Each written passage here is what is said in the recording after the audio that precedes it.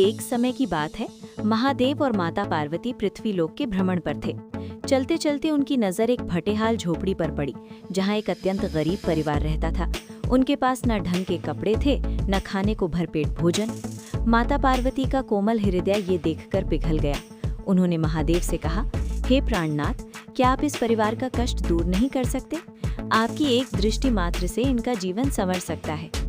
महादेव मुस्कुराए और बोले, देवी, हर व्यक्ति अपने प्रारब्ध का फल भोगता है। बिना सही बुद्धि और संतोष के धन संपत्ति भी विपत्ति बन जाती है। लेकिन माता के बार बार आग्रह पर महादेव ने उस परिवार को साक्षात दर्शन दिए और 3 चमत्कारी वरदान मांगने को कहा। महादेव के अंतर्ध्यान होते ही पति पत्नी में चर्चा शुरू हुई। पति ने कहा, हम बहुत सारा सोना मांग लेंगे। लेकिन पत्नी, जो स्वभाव से थोड़ी चंचल और असंतुष्ट थी, उसने कहा, सोने से क्या होगा, पहले हमें अपनी काया बदलनी चाहिए ताकि हम राजसी दिखें। बहस बढ़ती गई।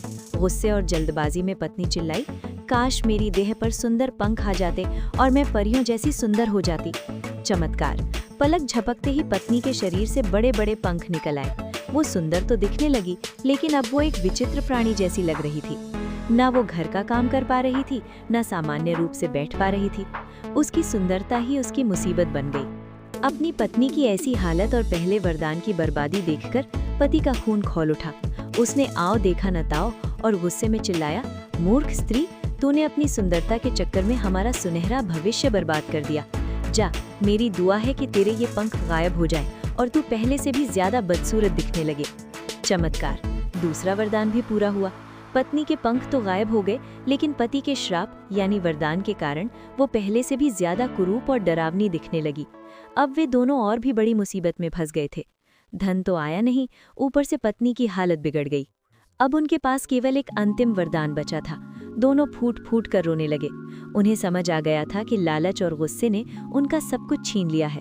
अंत में उन्होंने हाथ जोड़कर महादेव से प्रार्थना की, हे प्रभु, हमें धन नहीं चाहिए, हमें सुंदरता नहीं चाहिए, बस हमारी स्थिति को वैसा ही कर दीजिए जैसा हम पहले थे।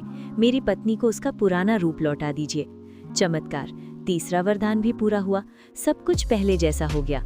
झोपड़ी वैसी ही टूटी फूटी थी और वे वैसे ही गरीब।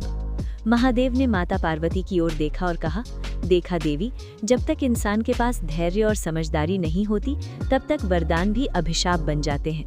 सीख, दोस्तों, जीवन में सबसे बड़ी संपत्ति संतोष और सही बुद्धि है।